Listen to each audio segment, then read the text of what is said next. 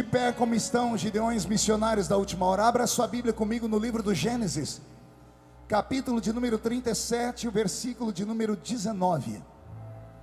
Gênesis, capítulo de número 37 e o versículo de número 19. Primeiro livro da Bíblia, livro do Gênesis, capítulo 37, versículo 19.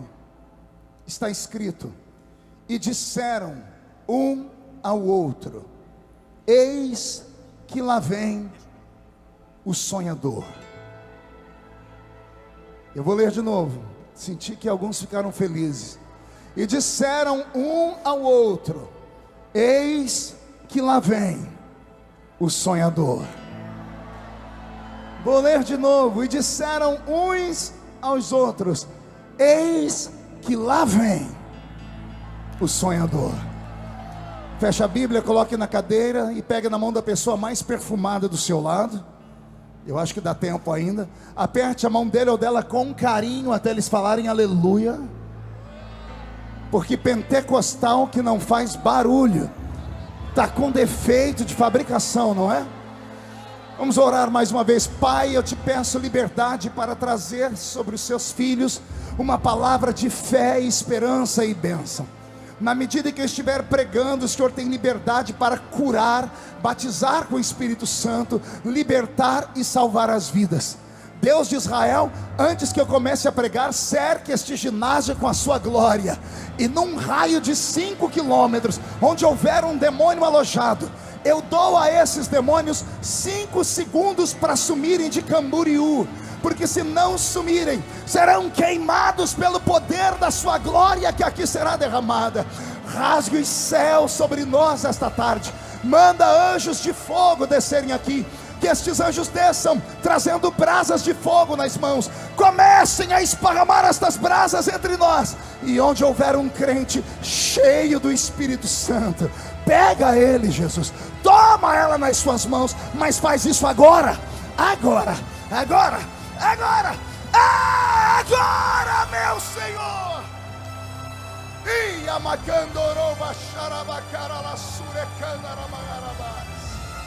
Fala conosco, fica conosco. É o que eu te peço agora e sempre. E todos os sonhadores digam amém. Tome o seu assento aplaudindo a Jesus com muita vontade, com muita ênfase. Glória a Deus. Eu tenho algo do coração de Deus para o coração de vocês. Nesta oportunidade, eu não gostaria nem de chamar o que eu vou falar aqui, pastor Wesley, de pregação. Eu quero aproveitar essa festa que está tão especial, inclusive para a minha vida, com esse memorial que eu vou guardar para sempre. Eu já recebi, por misericórdia e bondade de Deus, muitas honrarias nessa minha vida. Eu recebi medalhas de chefes de estado. Eu tenho a maior comenda que um brasileiro pode receber, que é a medalha do mérito legislativo. Eu tenho medalhas do exército, da aeronáutica. Eu tenho títulos, eu tenho uma parede lá no meu gabinete cheia de títulos. Mas bem em cima de tudo isso lá, eu tenho 2 fotos e um quadro com uma toalhinha com o símbolo dos Gideões. Uma das fotos que está do lado é a foto do pastor Cisino. Porque aquele velhinho acreditou em mim, pastor Zilmar. Como o senhor continua acreditando. E se existe uma coisa que o crente nunca pode esquecer na vida, é de ser agradecido. O maior pecado que Israel cometeu no deserto não foi adorar um bezerro. Foi ter sido ingrato com o Deus que tinha tirado eles do Egito. Para todos os pecados se tem desculpa. O que mata diz que matou em legítima defesa. O que rouba diz que roubou para colocar comida na boca dos filhos. Para todos os pecados. O adúltero diz que adulterou por incompatibilidade de gênero. Mas o ingrato não tem desculpa. Porque não há desculpa para o ingrato. Você tira ele da lona, da rua, põe ele do seu lado, veste, dá honra, e depois você vai e recebe uma punhalada nas costas. Então o ingrato, esse para mim, só Deus para perdoar. nós temos dificuldade. Então eu sou muito grato a Deus por tudo que eu recebi. Isso aqui para mim significa muito mais do que tudo que eu já recebi. São 25 anos ministrando nessa festa. Quantas mensagens esparramadas pelo Brasil e pelo mundo. São mais de 30 milhões de DVDs, VHS, fitas cassetes, CDs que se esparramaram na língua portuguesa, inglesa e hispânica. E só Deus faz isso. E Deus só fez isso na minha vida por causa de uma coisa. Pergunte o quê? Eu vou te contar um segredo, você vai perguntar sem empolgação. Pergunte o quê? Porque eu sempre fui um sonhador. Sonhar é de graça. Você não paga para sonhar. Sonhar é aquilo que eu chamo de dom, que Deus negou aos anjos. Anjos não sonham, até porque não dormem. Deus negou aos animais irracionais, e alguns deles são 1000 vezes mais fortes do que eu, como o leão. Alguns deles têm uma beleza única, como os ursos pandas. E nem a esses seres que louvam a Deus também, o canto da baleia encanta o céu, o canto do pássaro, do rouxinol encanta o céu. Mas nem esses animais tão belos, Deus deu a eles esse dom. Deus não deu o dom de sonhar, Abner, aos vegetais. As árvores são belas, as sequoias são altas, o ipê enche a vida da gente de alegria quando ele está no apogeu das suas cores. Mas nenhuma dessas criaturas feitas pelo nosso Deus, Ele deu a eles o dom de sonhar. Mas para nós, seres humanos, imagem e semelhança dele, Ele liberou esse dom. É um dom, diga comigo, é um dom. O homem e a mulher que não tem sonhos, não tem motivos para viver. Por que as pessoas estão depressivas no século 21? Porque elas olharam para um lugar, não viram nada no fim do poço, não viram a luz no fundo do túnel e desistiram de viver. O depressivo se joga em um quarto, se tranca dentro dele, perde a vontade de tomar banho, perde a vontade de comer, perde a vontade de se vestir. Por quê? Porque não tem mais objetivos na vida, porque ele não tem mais sonhos.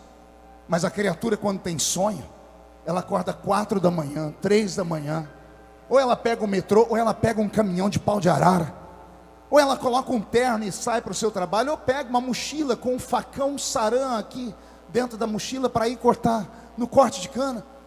Não importa o tipo de trabalho, todo trabalho dignifica o homem. Seja uma lavadeira, seja um gari, seja o trabalho mais simples e humilde, isso dignifica o homem, porque o homem tem que ter sonhos.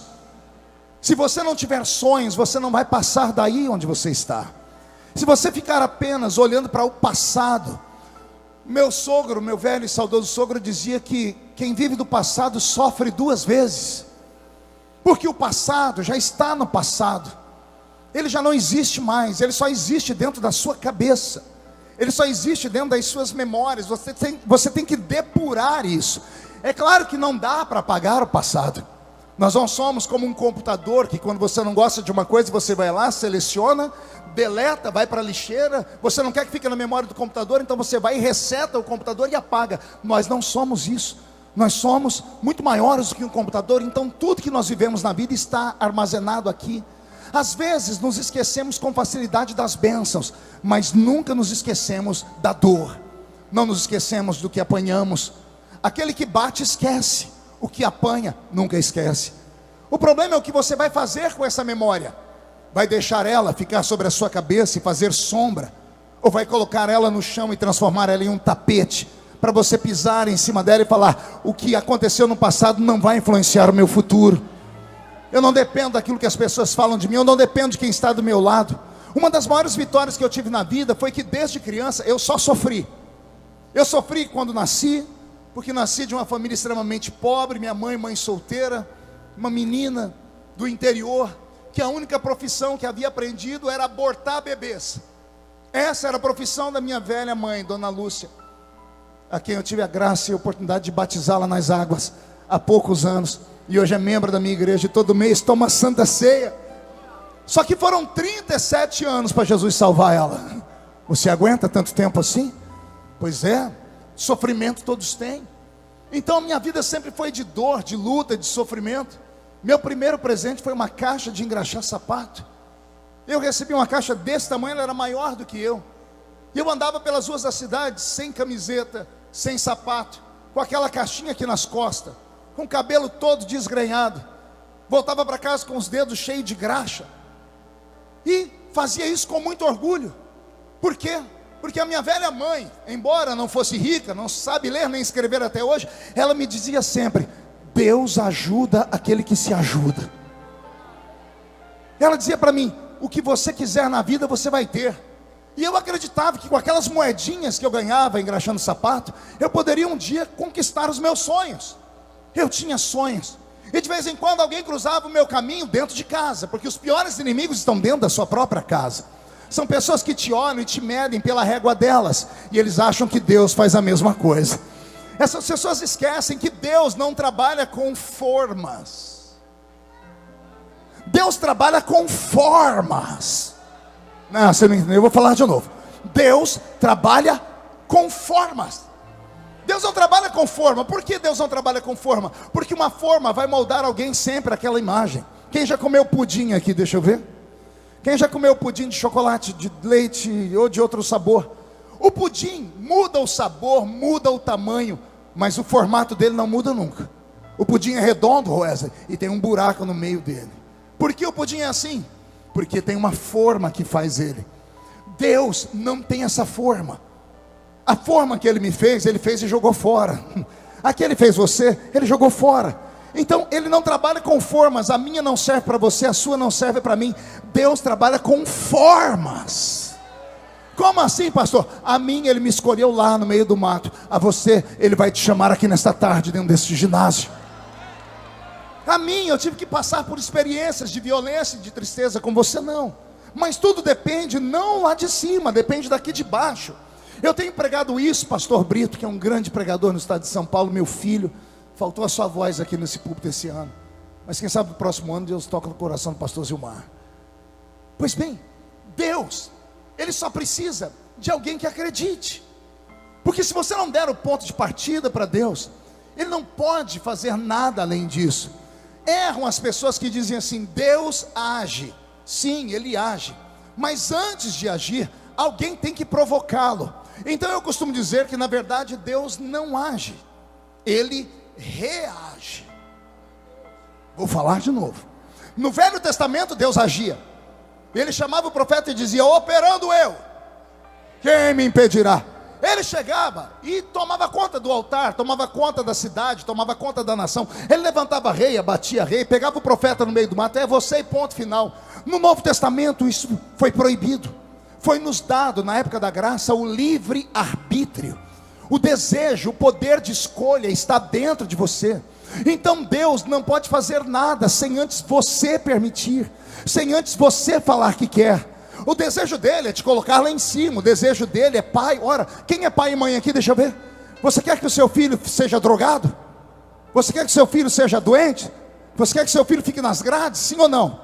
Não, por quê? Você quer que o seu filho seja grande, seja maior, seja vitorioso. Deus é pai. Deus quer que os filhos dele também sejam. Só que Deus deu a nós o poder de diretriz. As suas escolhas definem o seu futuro.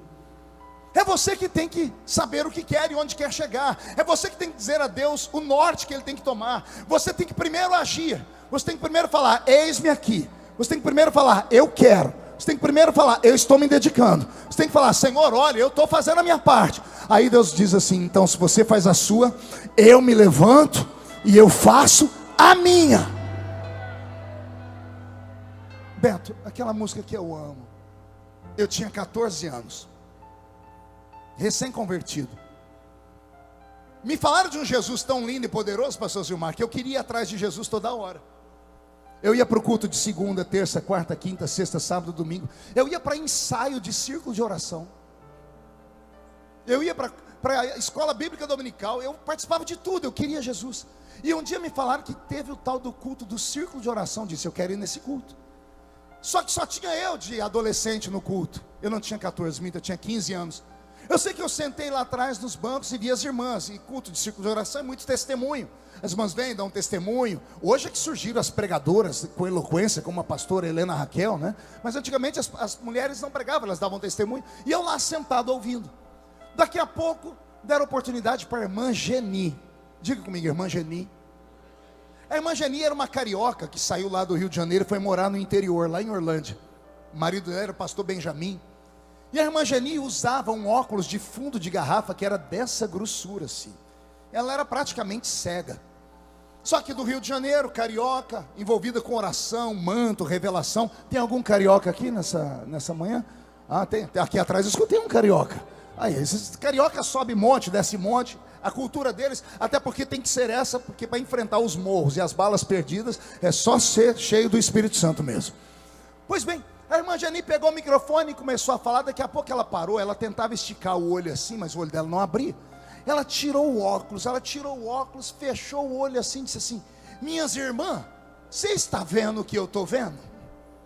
Aí a irmã Dalva, que era diretora do círculo de oração, falou assim: Geni, você não enxerga com óculos. Você tirou o óculos, quer que a gente enxergue o que você está enxergando?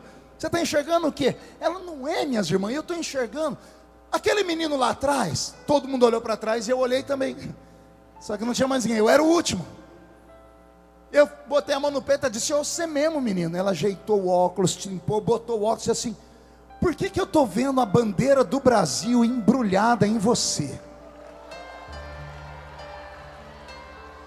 Abre o coração. A velha disse que ela estava me vendo embrulhado na bandeira do Brasil. Eu não entendia nada, eu só me empolguei. Aí ela falou assim: vixe, minhas irmãs, agora eu não estou vendo só ele embrulhado na bandeira não, eu estou vendo ele voar. Olha ele levantando e voando. E ela levantou o olho, ela me via voando dentro da igreja, e eu estava no banco. Eu falei: mas eu estou aqui, ela está olhando para lá.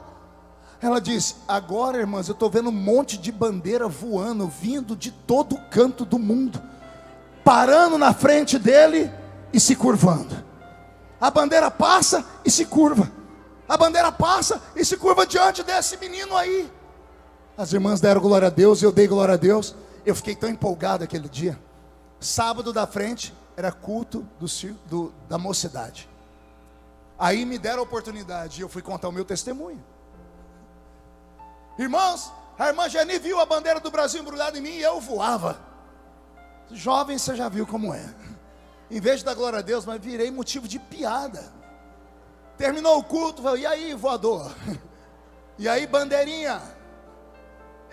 Eles começaram a rir de mim e debochar. Por um momento eu quis me entristecer, mas daqui a pouco eu falei assim: não, eu tenho lido na Bíblia que Deus fala através de visões. E por mais que as visões não sejam entendidas nem interpretadas na hora, se foi Deus que mostrou, Ele vai cumprir. E eu aprendi a empinar o meu peitinho aqui, levantar os ombros e ignorar essas pessoas que não acreditavam. E eu continuei acreditando. E eu continuei caminhando. E hoje são quase 100 países do mundo. Consegue imaginar um ser humano nascido lá na roça viajar por 100 países do mundo pregando o evangelho?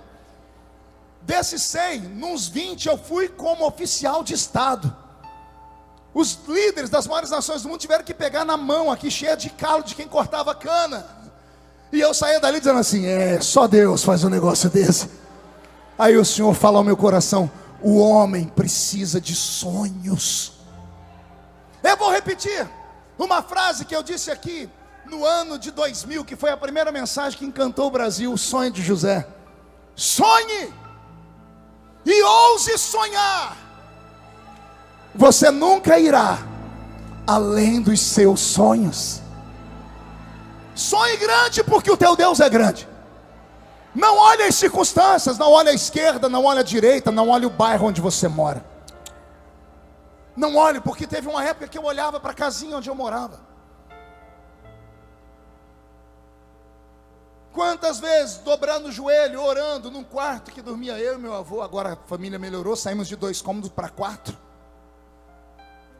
Eu orando e de repente senti um negócio gelado e molhado em cima de mim, que eu cobria com a coberta. Quando eu parava para ver meu avô com um pinico dele. O velho bebia cachaça, ficava bêbado. E ele me via orando, pegava o pinico debaixo da cama e jogava em cima de mim. Ai, Jesus. Quantas noites eu olhei para aquela casa sem forro.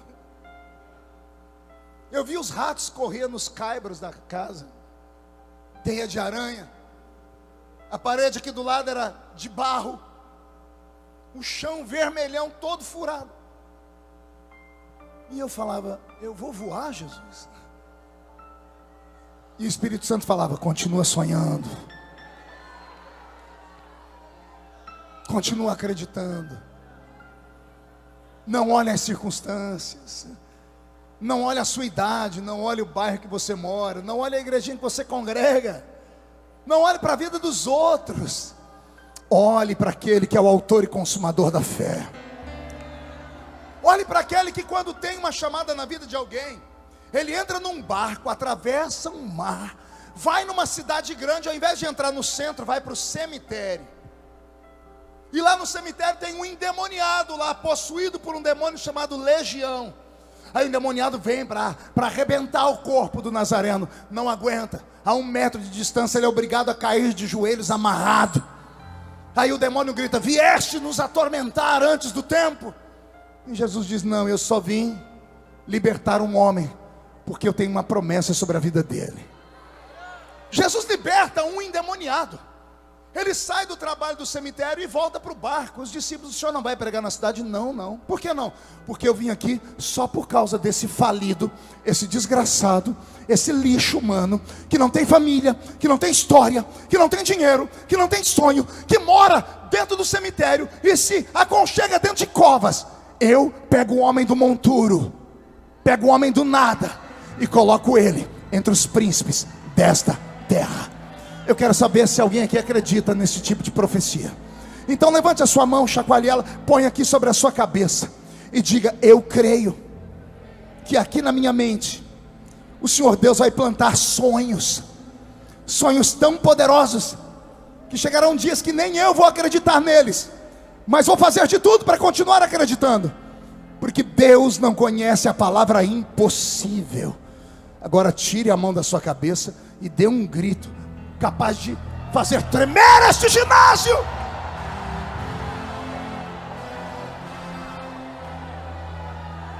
Sonhe. Eu acreditei. Eu sonhei. Um dia eu estou andando na minha cidade, vou atravessar a rua. Estava de frente a uma loja chamada Casa Musical Bonucci. Eu queria comprar uma guitarra. Já era crente, guarda mirim, usava um uniformezinho. E como eu não tinha dinheiro, mas sempre fui habilidoso para falar, eu peguei a Câmara de Vereadores, fiz eles assinar um documento, dividi o valor de uma guitarra usada pelos 9 vereadores. Falei, cada um de vocês vai me ajudar a comprar uma guitarra, porque eu quero tocar na igreja. Alguns me conheciam, falaram, você foi aquele menino que era drogado, né? Falei, sou eu. Você vai tocar na igreja, eu vou te ajudar. Consegui o dinheiro. Estava com o dinheiro na mão, o dinheiro da guitarra. Fui atravessar a rua, na minha frente parou um Fusquinha verde. Olhei dentro do Fusca, pastor Valdeci Otávio e pastora Roseli, na época não eram pastores ainda. E ele falou, e aí, o que você está fazendo? Eu disse, eu estou indo ali. Vai fazer o quê? Eu vou comprar uma guitarra. Para quê? Porque eu vou ser músico. Aí a Roseli disse assim para mim, não, você tem outra chamada. Eu falei, que chamada? Você tem chamada para ser um homem do altar. Você vai ser um grande pregador, um missionário. E foi de Deus te encontrar aqui. Por quê? Porque nós estamos indo para uma festa. Que festa? Era 1988. A festa chamada Gideões Missionários da Última Hora. E onde fica isso? Fica lá em Camboriú. E começaram a me contar histórias. Aquelas histórias que naquela época a gente achava benção. Hoje o povo ri. Ela falou assim para mim, é tanta unção naquele lugar que os crentes recebem profecia no banheiro. Falei, como assim? Nós fomos o ano passado, eles tinham vindo em 87. Tinha um banheiro feminino e masculino. O pastor Valdeci disse, eu entrei no banheiro masculino, tinha um irmão sentado no vaso e o outro com a mão na cabeça dele, dizendo, o Senhor está te escolhendo. Deus não chama vaso, Deus chamou o vaso sentado no vaso. Essas coisas foram entrando na minha alma. Eu disse assim, eu quero isso. Naquela época a gente não tinha dinheiro para comprar VHS, a gente não podia ter televisão. E eu falei, e como é que faz para ir nesse negócio? Nós estamos fazendo uma caravana aqui e fica em tal valor. É o preço da passagem do hotel. Eu enfiei a mão no bolso, peguei era o valor da guitarra. Foi meu primeiro sacrifício. E eu olhei e falei, o que eu vou falar para os vereadores? Político mente. Eu falei, olha, o dinheiro que eu tenho aqui, eu quero comprar uma guitarra. Ela disse assim, sacrifica isso. Vamos para os Gideões que Deus vai fazer, vai mudar a sua história. E eu vim empolgado. Fiquei num hotel aqui, chamava Negrini, aqui em Balneário. Ficamos em 10 dentro do quarto. À noite, quando eu ia coçar meu pé, eu falei, não estou sentindo meu pé. O outro falou, você está coçando o meu aqui do lado. Porque não era você. Na hora de comer, Deus proverá. A gente jejuava muito mesmo. Chegávamos aqui, pastor Gilmar, 5 da manhã para pegar lugar. E aí até começar o culto às 8, dava sede, a gente tinha vontade de sair para beber água, não tinha mais lugar. A gente ficava 24 horas aqui dentro. O ambiente era tomado numa unção que eu nunca vi na vida. Eu me lembro de um culto, onde o pastor pregando, ele parou por um momento e levantou 2 profetas, um na frente e um atrás. Juntos. E juntos profetizaram a mesma coisa. E o Senhor terminou dizendo, falo assim para que todos ouçam a minha voz. Você consegue imaginar isso? Levanta uma pessoa aqui, simultaneamente levanta outra lá atrás. As duas levantam e gritam a mesma frase, a mesma palavra. Foi nesse ambiente que eu vi os Gideões missionários da última hora crescer. Quando eu vi as chamadas, as coisas lindas que aqui aconteciam, as bandeiras, eu falei, é isso que eu quero para a minha vida. E aí eu contei já aqui na hora da oferta, quando o pastor Gregório Chazuk chamou as pessoas e eu me joguei aqui na frente. As coisas não aconteceram da noite para o dia, é um processo. O processo de quem tem sonhos. Fui falar com o meu pastor disse, para você ser um obreiro, você tem que se casar. E eu, jovenzinho, já agora com 17 anos, falei, Senhor, eu preciso de uma noiva, uma namorada. Encontrei a irmã Edileuza, que é a minha esposa, e namoramos e casamos. Com 19 anos eu me casei. Ano passado completamos 30 anos de casado, para a honra e glória de Jesus. 30 anos juntos, unidos. E logo que eu fiquei recém-casado, eu falei, pastor, agora eu casei. Ele falou, agora você tem que ter um ato de fé. Eu falei, qual? O que você quer fazer? Eu falei, eu quero ser um pregador itinerante. Ele falou para mim, sai do seu serviço. E eu falei, mas como é que eu vou viver? Ele falou, você não crê? Vai viver da fé. E eu tinha um sonho. E eu me agarrei àquela palavra dele. E pedi as contas do meu trabalho. Eu trabalhava na Intel, indústria de terminais elétricos. Trabalhava no departamento financeiro dessa empresa. Eu cheguei no meu líder, o chefe, que era o Dr. Roberto. Falei para ele, eu quero pedir as contas. Ele disse, não, você é um dos melhores funcionários que tem. A empresa está mal das pernas, mas nós não vamos fechar. Por que você quer sair? Porque eu quero ser um missionário. O olho daquele homem encheu de lágrimas. Ele disse, olha, nós não somos da mesma fé.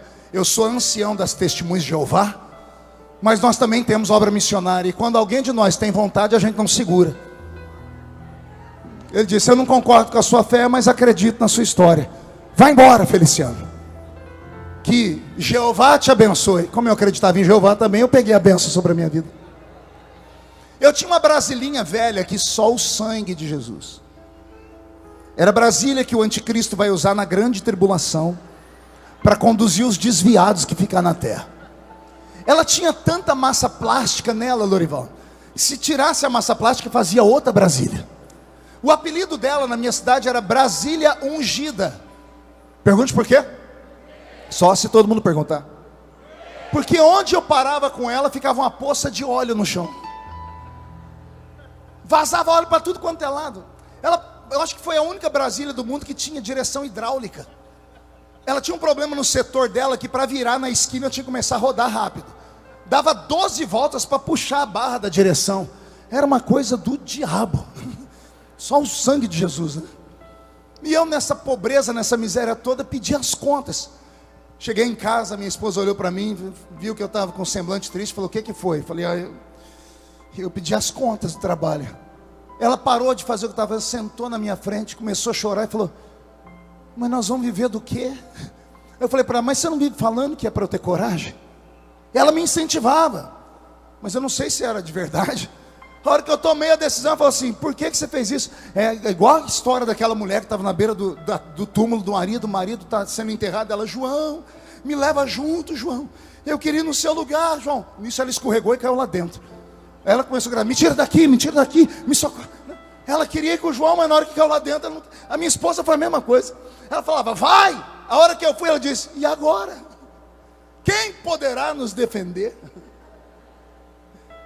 Eu falei, o Deus que eu sirvo vai nos ajudar. Fui na primeira reunião de obreiro do mês do campo de Ribeirão Preto. Pastor Antônio Silva Santana, meu pai, fez meu casamento, me batizou, me consagrou a diácono e a presbítero. Cheguei no pastor Antônio e disse, pastor Antônio, eu pedi as contas do meu trabalho e agora eu vivo da fé. E eu queria muito que o senhor me ajudasse com as congregações, porque eu já pregava nos cultos de mocidade. Eles me davam a gasolina, R$20, R$30. Falei, isso que agora eu preciso, além da gasolina, eu preciso comer. Aí o pastor falou no microfone, diácono Marco Feliciano está se lançando como pregador itinerante. Os irmãos estão vendo ele aqui? Ajude ele, abram as portas para ele. Eu não sei se isso era um código, porque até os convites que eu tinha desmarcaram. Eu acho que foi um código liberado para todo mundo, dizendo assim, ó, estão vendo? É maluco, não convida não. Eu fiquei 4 meses sem convite, 4 meses de seguro-desemprego, e acabou o seguro-desemprego. No final da última semana, minha esposa me chamou e disse, filho, não tem mais arroz. O que tem dá para hoje, amanhã, não sei o que vamos fazer. E o meu sogro era fazendeiro. Só que eu disse para ela, o dia que você pedir para o seu pai alguma coisa, você está dizendo que não acredita na minha chamada. Porque se eu tenho um Deus que me chamou, Ele vai cuidar. Porque quando Ele chama, Ele cuida. Como não tinha comida, eu me desesperei. Eu peguei a brasilinha e subi o alto da montanha e fui orar. Passei o dia inteiro no monte. Eu chorei, eu rolei no chão, eu rasguei a roupa, joguei pó na cabeça. Aquelas coisas de gente louca. 6:30 da tarde eu entrei na minha casa, entrei pela cozinha. Lá na mesa da cozinha, cheio de mantimento. Sacolinhas de supermercado. E ao invés de eu ficar feliz, eu fiquei bravo. Eu parti para cima da Edileuza e gritei, você pediu para o seu pai, você me desonrou. Ela, não pedi, não foi para o pai. Eu disse, de onde veio isso? Ela disse, a irmã Hélia. Quando ela disse a irmã Hélia, eu sentei. Falei, quem? A irmã Hélia. Eu disse, a irmã Hélia, mãe daqueles 4 filhos, marido é bebum, aquela que trabalha de empregada doméstica na casa do José Ribeiro de Mendonça. Aqui eu disse, é a irmã Hélia. Falei, mas o que ela contou uma história que louca. Ela disse que estava no mercado fazendo compra. E o Senhor fala com ela, Hélia, o que você está comprando para você, compra para o meu filho. Qual deles, Senhor? Marco Feliciano. Senhor, mas ele é genro do Solívio, que é fazendeiro. O Senhor disse, não discute. Eu preciso mostrar para ele que sou eu que cuido. E ela disse, Senhor, mas eu não tenho dinheiro. Ele diz, vai na sua poupança, saca da poupança e compra para ele. Tem uns 6 anos, eu estou na minha cidade andando, encontrei a irmã Hélia. Ela olhou para mim com um sorriso, já cabelo branquinho, disse, posso te contar um testemunho? Eu falei, pode. Lembra aquela vez que eu fiz para você? Eu falei, nunca vou esquecer. O meu patrão me deu uma casa no valor de R$600 mil. Me aposentou com honra. Cuida da gente, manda coisa na nossa mesa.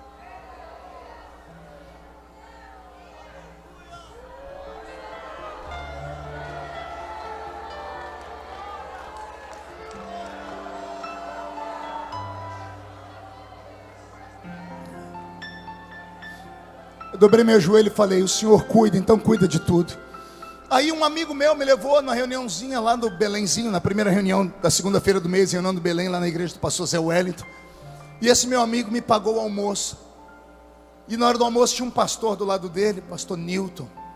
Era pastor no Jardim Eulina, lá em Campinas, estava construindo a igreja. E o Newton ouviu a minha história, que eu estava sem convite, que eu pedi um emprego, que eu tinha pedido as contas. Ele olhou para mim e disse assim, você vai pregar domingo na minha igreja? Não sei quanto eu vou lhe dar, mas pode ir que a gasolina eu garanto e você não volta de mão vazia. Eu jejuei a semana inteira, foi a primeira vez que eu saí como um itinerante. Cheguei na igreja, o pastor me levou para o púlpito. Uma igreja estava em construção ainda. Eu não sabia pregar, não tinha essa eloquência, não tinha essa capacidade de articulação de Bíblia. Eu era só um sonhador. Eu estou sentado no púlpito da igreja dele. De repente eu olho na frente da porta, vem entrando 3 homens. Um está sendo arrastado pelos outros 2. Eles se ajeitam no banco. O culto prossegue. Quando ele me deu a palavra, eu comecei a pregar. 10 minutos de palavra, deram um grito dentro da igreja, mas tão alto que a igreja inteira parou e eu tomei um susto. Quando eu olhei no meio do corredor, um homem partiu do fundo da igreja, veio correndo, subiu no púlpito e agarrou o microfone da minha mão. Os diáconos não conseguiram segurar ele, a igreja entrou em transe. Eu não sabia se era louco, se era bêbado. Eu não sabia o que fazer, eu fiquei em choque. O homem agarrou o microfone e deu uma rajada de língua estranha. E falou: vocês lembram de mim? Eu estava no hospital morrendo até hoje cedo. O pai foi me buscar lá porque o médico deu alta e disse: leva para morrer em casa. Último estágio da meningite. Os nervos do corpo dele já não funcionavam mais. Ele se arrastava. Ele ficava com a língua para fora babando. Era um homem que entrou arrastado por 2 dentro da igreja. O pai e o tio levaram ele para o culto. O pai me trouxe aqui hoje. E enquanto o culto estava indo, eu só estava aqui tentando prestar atenção, que eu não tenho articulação de mais nada. Esse moço aqui começou a pregar. Eu não entendia nada que ele pregava, mas de repente eu olhei aqui do meu lado, eu vi um homem de fogo. Ele pegava fogo do pé, fui levantando a cabeça, tinha fogo até na cabeça dele. Ele fez assim para mim, levantou a mão e botou a mão na minha cabeça. O fogo estava na mão dele, pegou da cabeça e foi até os pés, foi destravando tudo. Eu dei um grito e estou aqui curado. Acabou o culto, não teve como eu pregar mais. A notícia esparramou: tem um menino aí que Jesus usa em cura. Mas eu nem tinha orado para Jesus curar. A agenda abriu em Campinas, Hortolândia e Sumaré. Essas 3 cidades mataram a minha fome por 1 ano. Hortolândia, Sumaré e Campinas. E eu louvo a Deus por todos aqueles irmãos das igrejinhas que me levaram. E eles me deram a chance de começar a ficar conhecido. Um belo dia, sabe Deus como isso foi acontecer? Eu fui parar aqui no estado do Paraná, vizinho de vocês, numa cidade chamada Mauá da Serra. Uma cidadezinha desse tamanho, só tinha uma rua asfaltada na época. Quando o ônibus parou e eu vi aquela cidade, eu disse: eu não tenho chamada não. Os pregadores pegam em grandes eventos e olha onde eu vim parar, Mauá da Serra. De repente eu passei na frente da igreja, eu pedi perdão a Deus, porque a igreja era o único monumento da cidade. Era uma igreja para 1.500 pessoas sentadas. A cidade tinha 3 mil membros, tinha 3 mil habitantes. A metade era tudo de crente. E as 2 famílias mais ricas congregavam na igreja. E as 2 famílias brigavam para ver quem dava o dízimo maior. Por isso que a igreja era rica, tinha todas as coisas grandes. Eu estou pregando no culto. Entra pela porta do culto um homem forte, bonito, cabelo preto, usando brilhantina, de terno, gravata. Eu falei: eu já vi esse homem em algum lugar, mas não sabia quem era. Quando termino de pregar, descobri que era Mateus Jensen. Saudoso irmão Mateus Jensen, dono da rádio Marumbi, que depois vendeu a rádio Marumbi para o pastor Cisino Bernardino. Mateus me ouviu pregar e ele tinha um aparelhinho que ele transmitia o culto via rádio. E quando ele colocou no meio da minha pregação a minha mensagem pelo rádio, pastor Zilmar, o Paraná inteiro parou para ouvir. E começou a chover ligação no rádio dele dizendo assim: onde é que vocês conseguiram essa pregação do pastor Mauro Ferreira? Quem foi Mauro Ferreira? Maurinho Ferreira foi um dos maiores pregadores do Brasil. Estudou ao lado do pastor Idecaso Takayama, lá no IBAD, no estado de São Paulo. Maurinho morreu num acidente de carro com a dupla Otoniel e Osiel, irmãos de Osés de Paula. Eles cantavam e Maurinho pregava. Um acidente de carro ceifou a vida dos 3. E a minha voz era parecida com a dele, e o jeito de pregar era igual ao dele. Mateus Jensen era um caçador de talentos. Foi ele que deu para o Brasil, através da sua emissora, Eram Sem Ovelhas. Ele gravou Mara Lima, ele gravou Júnior, Canarinhos de Cristo, os cantores de antigamente, aqueles que nós crescemos ouvindo. Tudo graças ao irmão Mateus. O irmão Mateus olhou para mim e disse assim no final do culto: você tem talento, que meu telefone não parou de tocar. Ele tinha um celular que pesava uns 5 quilos. Aquele celular que dava problema na coluna, você tem que trocar hora na cintura de cá, hora de cá. Ele falou assim: eu quero você me ajudando num sonho dos meus filhos. O ano que vem vai ser um ano político, e os meus 2 filhos serão candidatos a deputado federal e estadual, e eu quero que você me ajude a fazer a campanha deles na igreja. E eu, santarrão, disse: eu falar de política no púlpito? Ele disse: não, você não vai falar de política, você só vai pregar. Você só prega e o resto é com a gente. Eu falei: então o senhor me deixa orar primeiro? Eu sem agenda, veio a agenda e eu dispensando. Falei: o senhor me deixa orar? Ele disse: pode orar, está aqui meu telefone. Eu saí dali, fui a um evento em Uberlândia, numa extensão dos Gideões Missionários da Última Hora, numa manhã missionária. Alguém lá ficou sabendo que eu era de Orlândia, pertinho de Uberlândia, e me deram o microfone. Eu falei 5 minutos.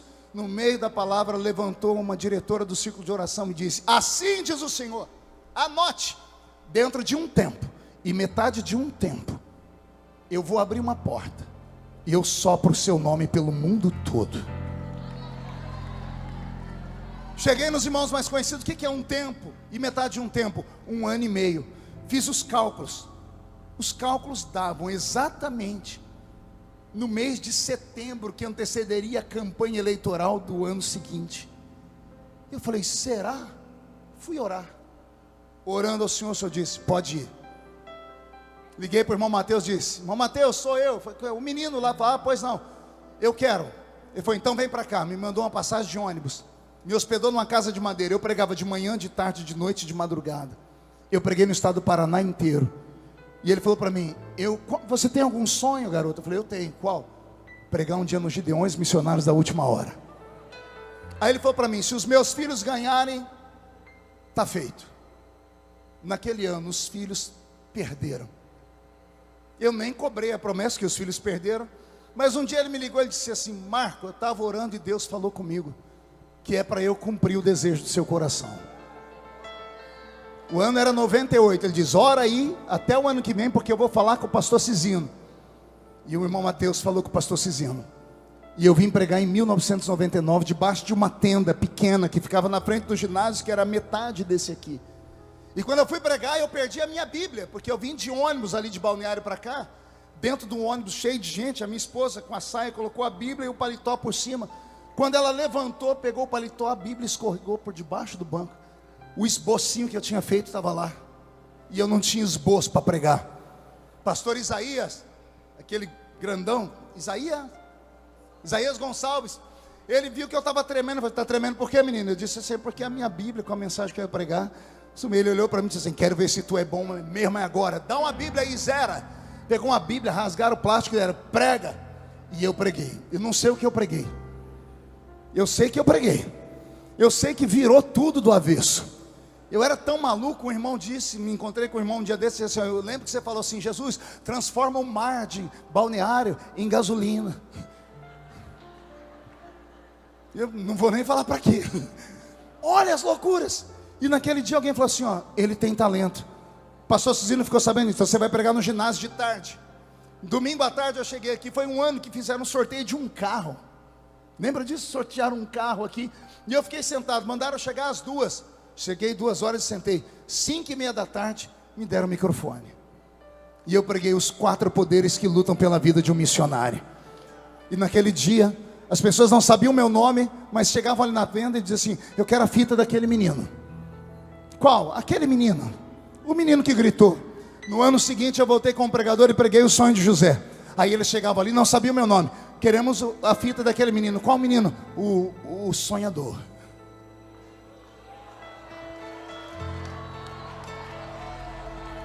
O menino sonhador. O texto que eu li é profético. Aqueles que sonham sempre serão perseguidos, humilhados, maltratados. E sempre que você chegar no ambiente, vão olhar com desdém e vão dizer: ih, para, porque lá vem o sonhador. Pois a partir desta tarde vai acontecer algo no mundo cósmico, no mundo metafísico, no mundo que transcende, que Deus vai tirar coisas e colocar coisas. Ele vai abater, Ele vai levantar, Ele vai matar, Ele vai dar vida, Ele vai tirar governo, colocar governo. Ele vai criar uma história, vai criar um movimento, só para provar aqueles que não acreditam em sonhos, que Ele ainda tem os seus sonhadores. Quando você voltar para a sua cidade, depois de alguns cultos, vão olhar, que vão ver que você não vai estar normal, você vai estar meio passado, Vão achar você com cara de doido, de bobo. Vão voltar, voltou a ser de novo. Aquela festa começou a fazer o efeito de novo. Vai fazer, vai continuar fazendo, até o arrebatamento da igreja. E você será um instrumento de Deus por onde você passar. Agora eu estou ativando o modo profético do ministério que Deus me deu. E se você acredita, ative aí o seu modo de acreditar. Eu profetizo que quando você voltar para sua casa, para sua cidade, para sua vida, algo tão poderoso vai acontecer, que as pessoas não vão te reconhecer mais. Vão achar você diferente na aparência, no jeito de falar, no jeito de pensar. E escute, quando você abrir a boca para falar, no primeiro culto, na primeira oportunidade, labaredas de fogo sairão dos seus lábios. Onde a sua mão tocar, Deus vai trazer à existência um milagre. Onde a planta do seu pé pisar, o Senhor te dará aquele lugar por herança, porque Ele tem pacto com os sonhadores. Eu quero saber, tem algum sonhador aqui? Então, pelo amor de Deus, não dá um grito agora não, dá um berro de glória a Deus. Reage nesse lugar. Pegue esta palavra.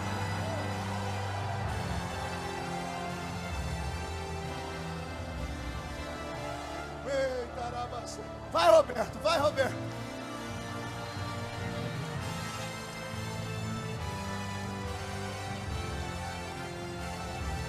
Alguém lembra dessa música? Toca, Roberto. Essa música encantou lares pelo Brasil e pelo mundo. O primeiro fundo musical utilizado nos Gideões Missionários da Última Hora. O diabo está desesperado nessa tarde.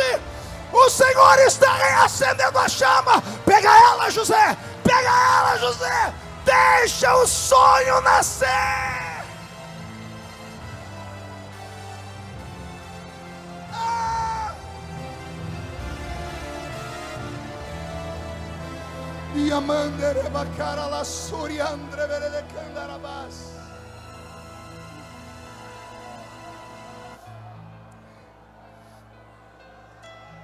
Não desista.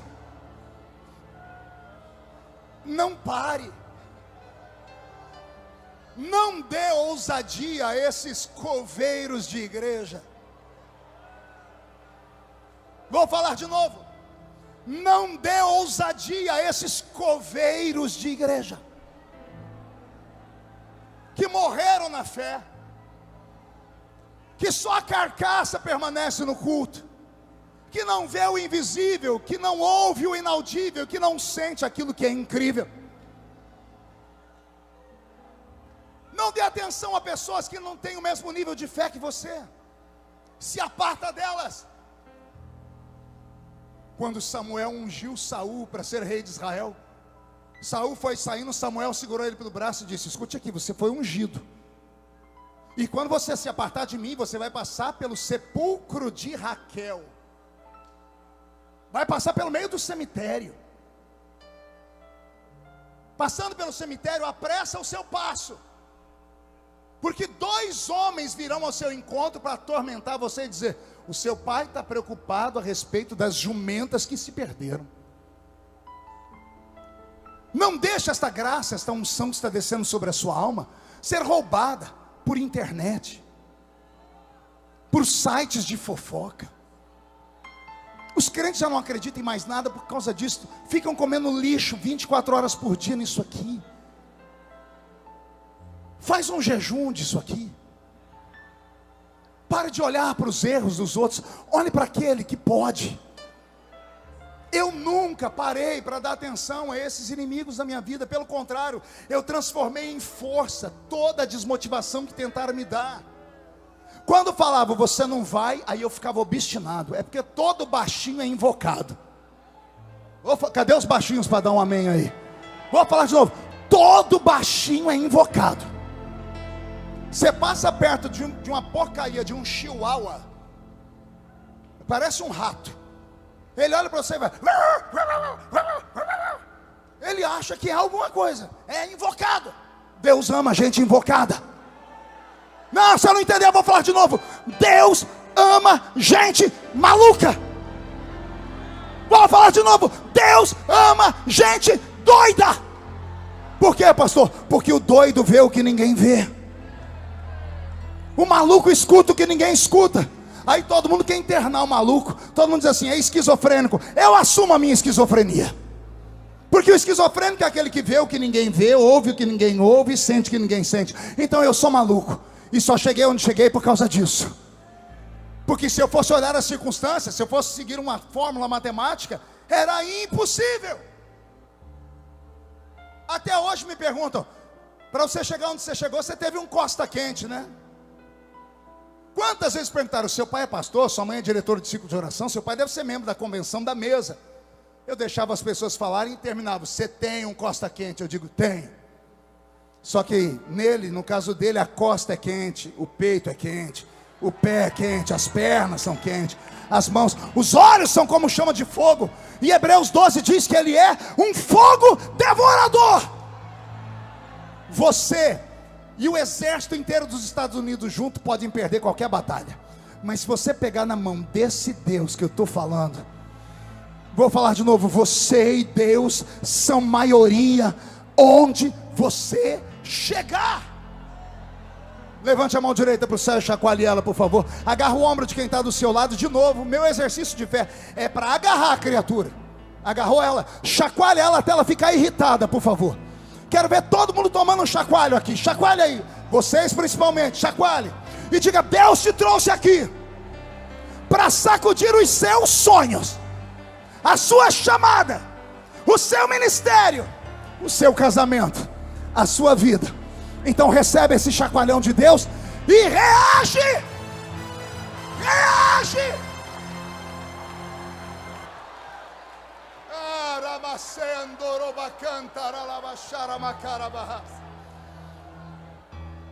Deixe falarem, lá vem o sonhador. Aí, pastor Zilmar, Deus começou a me usar em batismo com o Espírito Santo e cura divina, porque eu não pregava nada. E quando eu ia pregar, eu imitava os pregadores. Eu já fui cópia de alguns que passaram por esse púlpito, grandes homens. Um dia eu estava no meio do mato orando, revoltado. Falei, Senhor, o Senhor está abrindo portas, o Senhor está curando e batizando, mas eu preciso pregar, senão daqui a pouco vão dizer que eu só sou menino de movimento. E eu imito os pregadores, não acontece nada. Por que eu imito eles, não acontece nada? Deus falou comigo. Eu contei essa frase um ano aqui, muita gente se apossou dela e contam por aí. Deus falou para mim, eu não quero que você seja um eco, eu quero que você seja uma voz. Anote isso. O Senhor falou para mim, se eu precisasse de 2 desses homens que você imita, eu tinha feito 2. Não tem vaga mais, que a vaga deles é deles. Agora tem uma vaga aqui para você. Eu falei, Senhor, mas olha o meu jeito. Pregue do seu jeito, pregue da maneira como eu te ensinei, porque eu prego contando histórias. Uma vez falaram para mim, você não é pregador não, você é roteirista de cinema. Você conta história, a gente entra dentro dela, a gente viaja, a gente sente o cheiro. Isso, e uma vez um pastor falou, púlpito de Assembleia de Deus não é lugar de contar história, é lugar de pregar a palavra. Então eu absorvi o que Deus havia me dado, eu me contentei com o que Deus havia me dado. E quando eu foquei nisso, as portas começaram a se abrir. Mas foi antes do sonho de José aqui, uns 5 meses, que eu tive a minha última prova. Pergunte qual? A agenda vagou por umas 2 semanas. Peguei meu carro, saí sem rumo. Falei, vou andando por aqui, tem umas cidades que eu não preguei ainda. Eu paro o carro na porta da igreja, espero o culto começar, entro, mando minha fitinha. Eu tinha uma fitinha cassete, mando para o púlpito. O pastor vai ver, vai abrir o coração e me chamar. E eu fui parar numa igreja que o pastor era muito bravo. A igreja lotou, tinha umas 200 pessoas. Eu lembro do pastor pegando a fita, o diácono entregando para ele. Ele olhando, abriu. Passou por todo o presbitério, pediu a fita de volta. Foi para o púlpito, pegou o microfone e disse, irmão, vocês estão vendo isso aqui? Ele mostrou a fita. Isso aqui se chama mensagem enlatada. Isso aqui é feito por pessoas que não querem trabalhar, são vagabundos. Querem viver de explorar a igreja. aqui não, seu vagabundo. Ele pisou num cantinho assim do púlpito, abriu uma lixeira e jogou a fita lá dentro. Eu abaixei minha cabeça, uma vergonha. Quando ele levantou a igreja para orar, eu saí. Entrei dentro da Brasilinha. Tinha um menino que viajava comigo, que chamava Brito. Nós fomos até um posto de beira de estrada. Eu parei o carro ali. Falei, nós vamos dormir aqui dentro hoje. Ele virou para um lado e eu virei para o outro. E ali eu chorei. Falei, Senhor, eu deixei tudo. E naquele dia Deus não respondeu nada. Eu achei que já era pregador e não era. Deus me levou ao limite. Deus levará sonhadores ao limite, para ver se eles estão dispostos a morrer pelo sonho deles. Não recue. Naquela noite eu pensei em abandonar tudo, mas não. O choro dura só uma noite, a alegria vem de manhã. De manhãzinha estava eu de pé de novo. Falei, Brito, vamos embora. Ali não deu certo. Paramos na cidade da frente. O pastor me chamou, deu até janta para nós.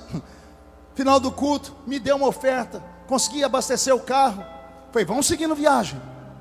E foi assim que nasceu o ministério que Jesus me deu. No ano seguinte, preguei nos Gideões. E estou aqui há 25 anos dando trabalho para todos vocês. Entrei dentro da sua casa, me tornei amigo dos seus filhos. Ajudei você nos momentos mais difíceis da sua vida. E eu achei que não ia viver para ver isso acontecer. Eu achei que eu não ia viver para ver a velhice. E eu envelheci. Já sou vovô. Tomo 12 comprimidos para dormir. Ontem eu estava lá no restaurante, os irmãos vieram, o Roberto é meu enfermeiro. O Roberto me levou para o senhor, tem que tomar injeção agora. Me levou para um canto e me deu a injeção. Alguém falou, você toma injeção? Eu falei, sou ser humano. A barba ficou branca. As costas estão calejadas de tanto apanhar. Apanhei de tudo quanto é lado que você possa imaginar. Mas nenhuma das pancadas que eu tomei foi tão dolorida quanto as pancadas que eu tomei de amigos. Amigos de ministério. A ferida religiosa, ela não tem cura. A ferida provocada pela religião não tem cura. A gente tem que aprender a conviver com ela e ir empurrando. Eu tenho um espírito manso. Não sou de briga, não sou de xingar. As pessoas vêm e falam comigo, falam, você está conversando com a pessoa? Eu falei, estou. Tento seguir Paulo. Seguir a paz com todos e a santificação sem a qual ninguém verá o Senhor. Eu não tenho sangue de barata na minha veia. O leão que eu sou pregando aqui, os gritos que eu dou, eu não faço isso quando estou fora daqui. Eu sou uma pessoa tímida, pode não parecer, mas eu sou tímido. Carrego traumas. Minha família tem traumas. Todos na minha casa fazem terapia. Não tenho vergonha de dizer. Todos fazem terapia com psicólogo. E a minha esposa é psicóloga. E ela atende os outros e depois vai ser atendida por uma psicóloga. Por quê, pastor? Porque traumas são piores do que feridas na carne. Eles permanecem aqui dentro. Já tentaram tomar o prato de comida da mesa da minha família. E isso, pastores. Eu contei aqui um ano, que numa época de muita luta, eu me desesperei e cometi um pecado. Eu tentei me matar. Não tenho vergonha de falar. Eu, pastor, que já tinha pregado no mundo inteiro, me vi dentro de uma situação que eu não tinha saída. Vi minhas filhas pequenas, falei, vão passar fome. Passei uma noite orando no monte, levei todas elas. Eu colocava a testinha das crianças no barro. Quando eu vi o que eu estava fazendo, falei, Deus, eu fiquei louco. Pedi desculpa, minha esposa, levei elas para casa. Elas dormiram e eu virei na cama a noite toda. Acordei de manhã, fui no banco, fiz um seguro de vida muito alto. Participei do almoço com a minha família.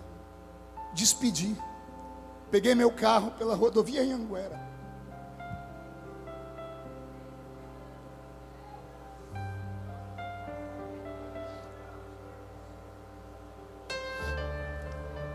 Eu mirei a traseira de um caminhão de cana, um treminhão.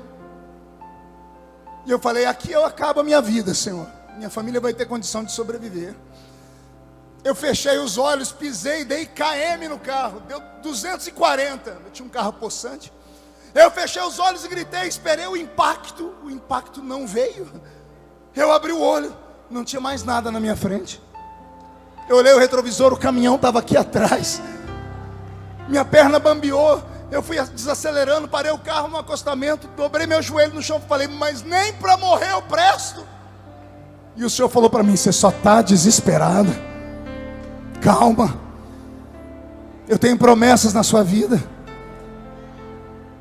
Eu desmaterializei aquele caminhão, porque se você batesse eu ia te deixar vivo, você ia ficar numa cadeira de roda, porque você não pode morrer, porque quem tem promessa não morre. Até a promessa se cumprir não morre. Então, eu fiz isso. Mas o que eu estou passando, o Senhor disse, tudo na vida tem um porquê. Ainda que você não entenda, lá na frente isso vai te ajudar de alguma forma.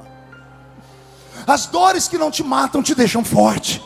Os vales que você passa, se você não vê uma saída, vão ajudar você a fazer outros atravessarem a saída. E com isso eu quero mandar aqui um recado para os obreiros, para os pastores, para os itinerantes e cantores. Em nome de Jesus, amigo, pastor, companheiro, cantor, pregador, não persiga o outro. Não difame. Você não sabe o que você está fazendo. Tem gente que aguenta. Eu não aguentei. Eu tentei me matar. As pessoas estão se matando nas igrejas. Pastores estão se matando. Aí você puxa a ficha, você vai ver que estão sendo perseguidos, humilhados. Tem obreiros que apanham no rosto de outro obreiro. Pastores que jogam um telefone em cima do outro. Na reunião de obreiro. Faz o outro ajoelhar, humilham as pessoas. Os meus amigos sabem o que eu estou falando aqui. Não dou nomes, não preciso. Não faça isso.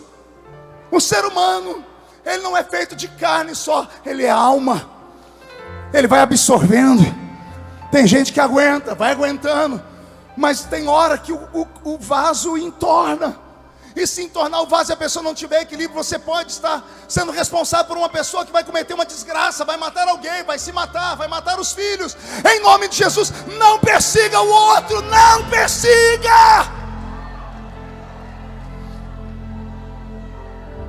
Ah, mas não interessa. Aprenda com Davi. Saul não vale uma cibalena. Saul não vale um quimba de cigarro fumado. É um assassino e quer me matar. O Senhor colocou ele na minha mão. E os empregados dele falando assim, os amigos falando, Davi, mata esse desgraçado. Davi diz, longe de mim. Por que não, Davi? Porque é um ungido do Senhor. Quem trata com ungido é aquele que ungiu. Está me ouvindo aí? Quem trata com ungido é aquele que ungiu. Não tente você ser o fiel da balança. Não tente você ser a mão direita de Deus. Não diga você, Deus está me usando para limpar. Não diga isso. Um sujo não pode falar de um mal lavado. Vou falar de novo. Um sujo não pode falar de um mal lavado. Eu vou falar de novo. Um sujo não pode falar de um mal lavado. Eu só sei de uma coisa, pergunte o quê? Vamos gritar com você. Lá vem. Lá vem. Lá vem. Lá vem o sonhador. Ei, sonhador, está preparado? Porque da mesma altura que você sonhou, o Senhor antes vai te jogar dentro de uma cisterna. Foi assim que eu aprendi com José. Ele viu o sol e a lua, mas antes foi parar dentro de um buraco. Quando você acha que não tem mais onde vir humilhação, além de parar dentro do buraco, depois é vendido como escravo. Aí na casa onde ele está como escravo, foi acusado de ser um estuprador. Aí prendem ele em uma outra prisão e Deus fica sem falar com ele por anos. Mas ele nunca perdeu os sonhos. Chegou um dia, e esse dia vai chegar para você também. Quem sabe está chegando agora. Quem sabe Deus só não está esperando uma reação mais agitada sua. Quem sabe Deus não está parando para olhar para você dizendo assim, para de sentir pena de si mesmo. Reage. Fazer carinha feia para os outros não resolve nada. fazer fusquinha para os outros, ficar fazendo chanha, isso não te leva a nada. Reaja aqui nessa manhã. Aqui é a arena da guerra. É aqui que você vai virar o seu cativeiro. É aqui que Deus vai te dar uma nova história. É aqui que Deus está reescrevendo as páginas da sua vida. Eu só sei de uma coisa: o Brasil vai tremer quando você chegar. A sua história vai atravessar os séculos da sua própria existência, se Jesus não voltar até lá. Eu sei que eu não estou pregando para homens e mulheres comuns essa tarde. Eu estou pregando para pessoas que eram como eu, que não tinham nada nem onde se apegar, mas Deus os escolheu. Tem algum sonhador aqui nesta manhã? Incline a sua cabeça, por favor. A minha música, Roberto. Incline a sua cabeça. Eu nunca fiz isso nos Gideões porque não dava, mas hoje eu vou fazer. Segure a sua criança que está no seu colo, porque eu vou orar aqui no altar, só com gente que não está aguentando mais. O seu sonho é pesado, é grande, mas tudo diz que não. E para ajudar veio a calúnia, veio a perseguição. Eu quero orar com você, sonhador, aqui no altar. Eu quero ver se você tem coragem de acreditar. Isso, chegue bem perto, porque se todo mundo sonha, vai vir muitos sonhadores. Isso. Não, pode ficar em pé mesmo, senão não vai caber muita gente. Vai ficando aqui perto de mim. Isso. Pode chorar.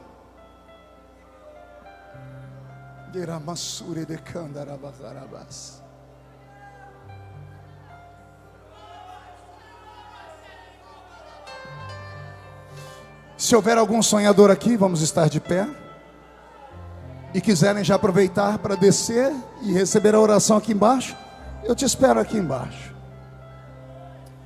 Sonha. Vai acontecer. Eu sou um exemplo de que Deus realiza sonhos. Sonhe. Alguém me pergunta: vale a pena, pastor? Vale. Toda dor, toda luta que eu já passei, a sua lágrima aqui está dizendo para mim: valeu a pena. Está chegando? Vamos todos ficarmos de pé.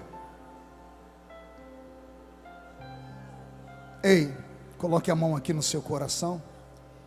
Agora nós vamos questionar eles, Roberto, por que eles estão chorando? Vem, chega pertinho. Feche os olhos que nós vamos conversar agora. Eu e o Roberto vamos conversar com vocês. Você vai fechar os olhos e você vai responder as nossas perguntas, tá bom? Feche os olhos. Tá chorando por quê? Se você tem um Deus que cuida de você e jamais te esquecer, Ele sabe de tudo e você está passando, e mandou te dizer que Ele está cuidando. Lembra de onde você veio e aonde você chegou. Lembrar de todos os livramentos que você já passou. Nem era pra você estar aqui, mas Deus falou assim: esse aí vou levantar, e onde colocar as mãos eu vou abençoar. Ei, não chore. Quem cuida de você não dói. Ah, quem cuida de você não dói. Levanta, tem muita gente que te ama. Deus mandou te dizer que vai acontecer.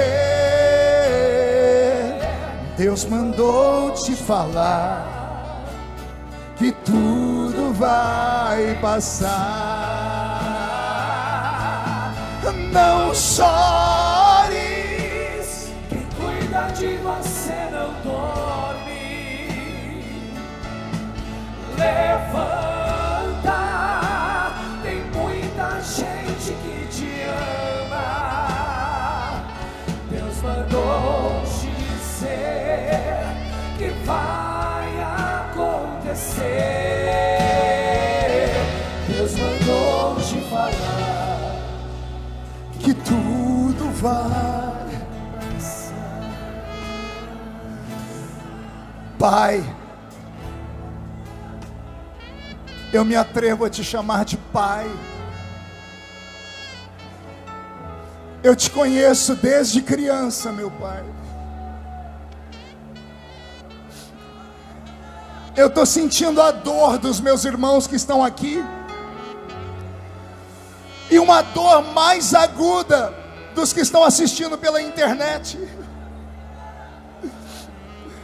Milhares de vidas estão sendo tomadas agora por uma emoção, meu Pai. Essas lágrimas estão lavando a nossa alma, estão lavando o nosso rosto. Nós estamos chorando porque nós temos sonhos, mas a vida, Senhor, foi muito ruim com a gente. Tem gente que perdeu o pai, a mãe, o filho, o emprego, o ministério. Tem gente aqui, Senhor, que perdeu a dignidade. Tem gente que não tem para onde voltar depois dessa festa. Tem meninos, ó Pai, que depois de verem a beleza de Camboriú voltarão para o sertão, andarão por aquelas ruas de terra, entrarão naquelas igrejas pequeninas e voltarão, Senhor, sonhando: Deus da minha infância,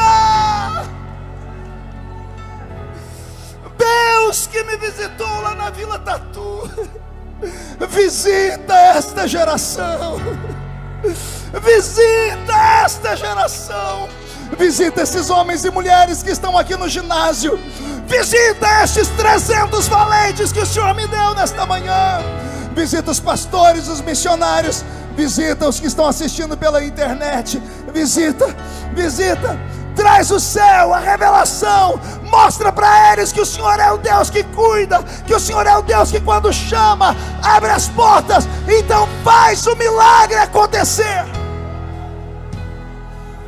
Eu ouço barulhos, Pai, de corações acelerados, de mãos que estão pegando fogo, os pés estão recebendo sapatos de fogo. Senhor, espadas estão sendo liberadas de fogo. Vai haver uma grande batalha depois desse culto, e a vitória será nossa, em nome de Jesus Cristo Nazareno. Pai, estão gritando por aí: eis que lá vem aquele sonhador, lá vem o sonhador. Ei, sonhador, não chores, não chores, quem cuida de você não dorme. Levanta, tem muita gente que te ama. Deus mandou te dizer que vai acontecer. Deus mandou te falar. Ei, sonhador, levante o rosto, murcha a barriga, estufe o peito, se recomponha. Vai dar tudo certo, vai acontecer na hora exata.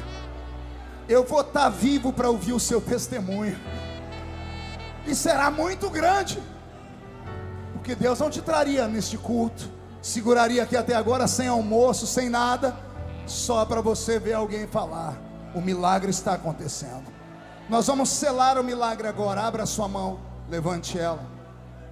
E diga comigo, em nome de Jesus, todos os demônios que roubaram os meus sonhos, minha vontade de viver, meus projetos da minha família, eu ordeno, não estou pedindo, estou ordenando. Venha para a palma da minha mão agora, fecha a sua mão.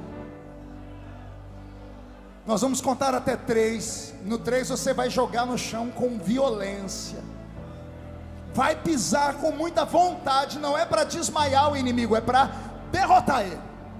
E aí você vai abraçar 3 sonhadores e vai dizer para eles: Jesus vem buscar uma igreja que sonha. E aí, Roberto, nós vamos cantar aquela música de ontem, aquela que o povo amou.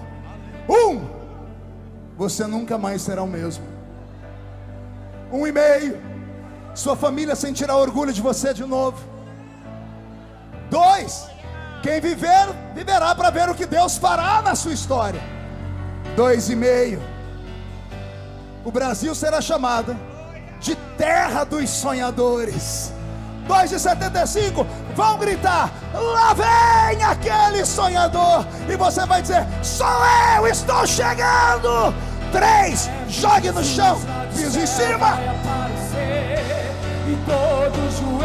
Abrace 2 sonhadores, 3 sonhadores.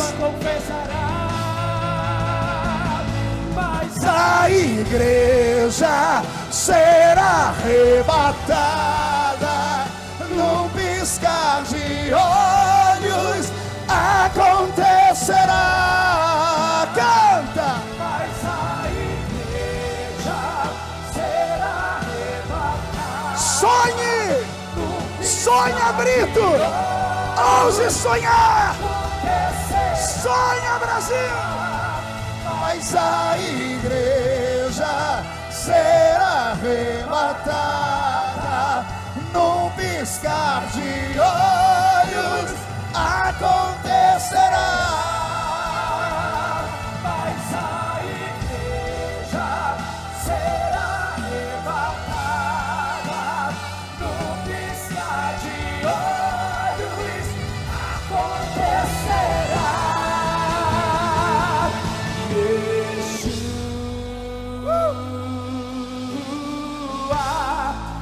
O Messias aguardado, ele vem me buscar. Vai. Yeshua, o Messias aguardado, ele vem me buscar. Canta, igreja. Yeshua. Sonha, Lorinaldo, sonhe, vale a pena. Ele vem. Sonha, Wesley.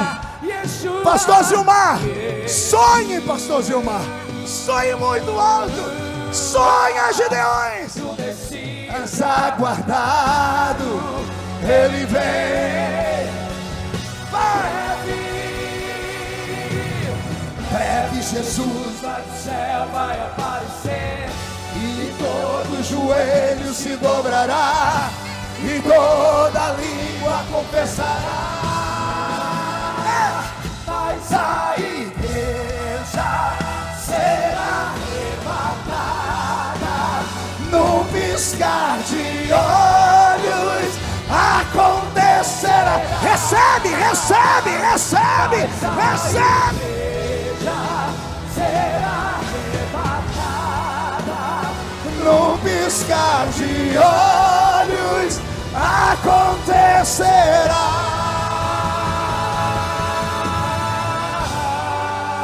Quem pode aplaudir? Quem pode aplaudir e gritar? Quem pode aplaudir, gritar e dar um pulo para cima? De novo. Sai da frente, Satanás! Estamos em guerra!